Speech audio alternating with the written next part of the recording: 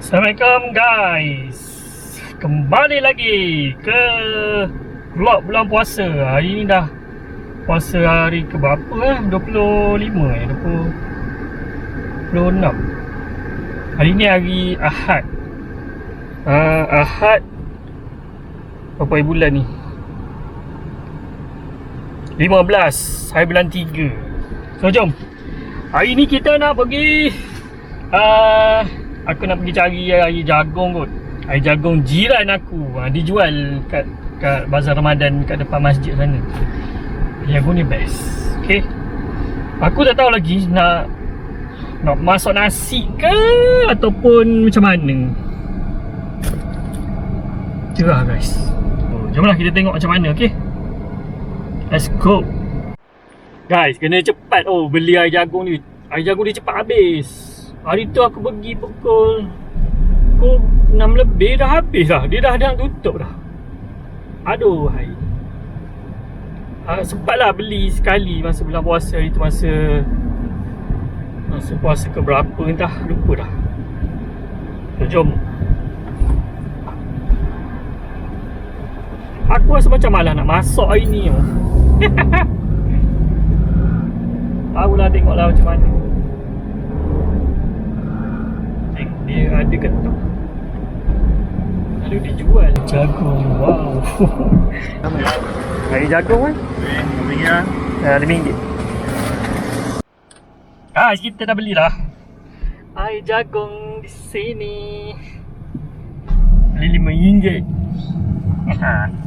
Dapat juga. So jom. Dia nak cari nasi kat kedai. Dah selalu aku beli pagi-pagi tu. Alright guys, stay tune. Jumpa next. Ini ada roti john, super kebab. Ini best, kebab dia best. Dan kat sini ada juga air jagung, tapi mahal, RM7 air jagung dia. Ya, air jagung legend, tapi sedap lah. Cuma dia mahal sangat. Bagi aku macam mahal sangat RM7. Kalau dia jual RM5 tu okey juga. Beza RM2 dengan jiran aku jual. Jiran aku punya pun best juga. So kita nak cari makanan dan kuih. Aku nak masak lah. Aku dah ada dah sebenarnya. Lauk kat rumah dah ada. Aku nak kena panaskan lah. Itulah macam malas lah pula. Nak rasa lauk luar, tapi ikutkan hari-hari aku makan kat luar, kat office kan. Jom kita tengok dulu, kita tengok apa yang ada. Right. Korang selalu masak sendiri ke? Korang beli ke? Macam mana? Ataupun korang pergi makan kat kedai? Beli tu maksudnya beli dekat bazar Ramadan lah. Ataupun korang itulah, makan kat kedai.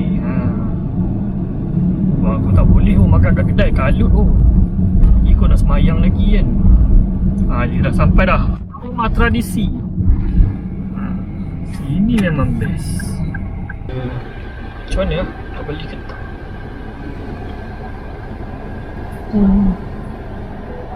Asyik kita masak, kita beli benda-benda lain. Betul tak? Asyik boleh masak. Awak tu kat rumah. Kita beli benda-benda lain. Cukup aku nak beli. Tak tahu. Kakak tak ada.